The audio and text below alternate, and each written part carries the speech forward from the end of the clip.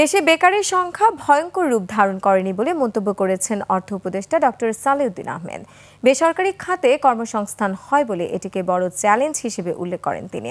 আমদানি শুল্ক ও বাণিজ্য ঘাটতি কমানোয় বাংলাদেশ সহনশীল অবস্থানে আছে বলে মনে করেন অর্থ উপদেষ্টা। বিস্তারিত আকবর হোসেন সুমনের রিপোর্টে। সচিবালয়ে অর্থনৈতিক বিষয় সংক্রান্ত উপদেষ্টা পরিষদ কমিটি এবং সরকারি ক্রয় সংক্রান্ত উপদেষ্টা পরিষদ কমিটির বৈঠকে বিদ্যুৎ উপকেন্দ্র স্থাপনের উদ্যোগ এবং এলএনজি ও সার আমদানির অনুমোদন দেয়া হয়।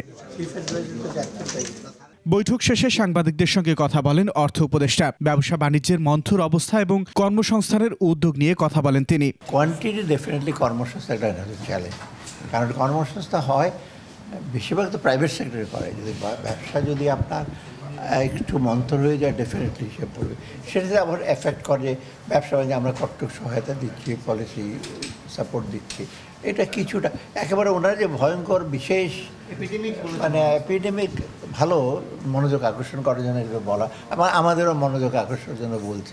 আমরা কনসার্ন। যুক্তরাষ্ট্রের আমদানি শুল্ক বাড়ানো ও বাণিজ্য ঘাটতি প্রসঙ্গে উপদেষ্টা জানান, মূল্যস্ফীতিতে তেমন প্রভাব পড়বে না। কমার্স মেয়ে ডিপেন্ড করবে যারা কট্টক ঘাটতিটা কমানোর জন্য কী কী আমদানি করতে পারে, সেটা মোটামুটি কিন্তু আমরা একটু কমফোর্টেবল পজিশন। আমাদের ঘাটতি তো খুব বেশি 7.8 বিলিয়ন মতো ছিল, যেটা ভিয়েতনামে ছিল 125 বিলিয়ন।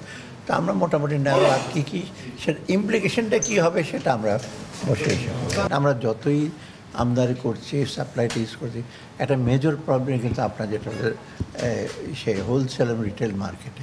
কোনো মার্কিন প্রতিষ্ঠান দেখে নয়, আন্তর্জাতিক বাজার মূল্য তুলনা করে এলএনজি কেনা হচ্ছে বলে জানান অর্থ উপদেষ্টা। কম্পেয়ার করে করছে, এত সহজ না। আমেরিকা হলে আমরা দিয়ে দেবো, পিটার হাসকে আমরা জানি হতে তো পিটার হাসকেই কোথায় করে। আকবর হোসেন সুমন, 21 টেলিভিশন, ঢাকা।